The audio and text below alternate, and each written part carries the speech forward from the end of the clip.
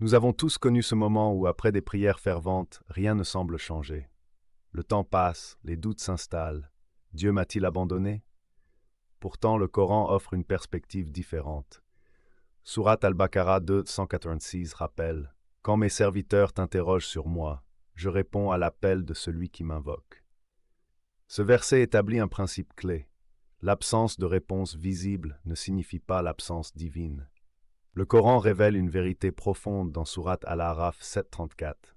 À chaque communauté un terme. Quand leur terme arrive, ils ne peuvent le retarder d'une heure ni l'avancer. Ce verset introduit le concept du temps divin, distinct du temps humain. Comme un agriculteur comprend les saisons, le croyant doit comprendre que Dieu agit selon une sagesse chronologique parfaite. L'exemple du prophète Jacob, Yacoub, qui attendit 40 ans avant de retrouver son fils Joseph, Youssef, illustre cette réalité. Imaginez un jardinier qui arrose quotidiennement une graine invisible.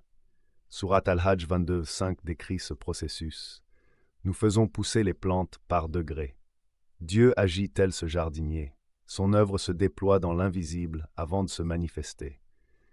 Les savants expliquent que 90% de la croissance d'un arbre se produit sous terre, invisible à l'œil humain.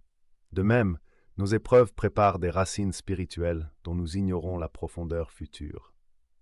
L'histoire du prophète Job Ayoub, dans Surat al-Anbiya 21, 23, 84, démontre comment l'épreuve prolongée cache une promotion divine. Nous l'exaucâmes, lui ôtâmes le mal. Les commentateurs soulignent que ces 18 années de souffrance produisirent une patience devenue légendaire.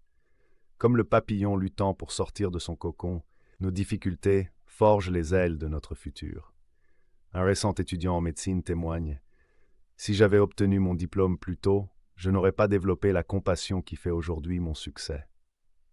Le Coran ne prône pas l'attente passive. Surat Al-Asr 103.3 enseigne 3 piliers: la foi, les bonnes actions et la transmission de la vérité. Voici comment les appliquer. 1. Tenir un journal de gratitude. Chaque déception contient un cadeau caché. 2. Servir autrui. Dieu répond parfois à travers nos mains. 3. Étudier les histoires coraniques, comprendre les schémas divins. Comme le rappelle Ibn Qayyim, l'inaction durant l'attente annule sa vertu. Retournons à notre premier personnage, maintenant apaisé. Surat Taha 20:40 éclaire son nouveau regard. Ton Seigneur crée ce qu'il veut et il choisit. La même horloge qui symbolisait son angoisse montre désormais le mouvement harmonieux du plan divin. Comme Moïse, Moussa, découvrant que 8 années de service chez Chouaïb le préparaient à libérer son peuple, nous réalisons que chaque retard était en réalité un alignement parfait. La voix off conclut: Ton maintenant n'est pas son pas encore, et dans cet écart réside sa plus grande miséricorde.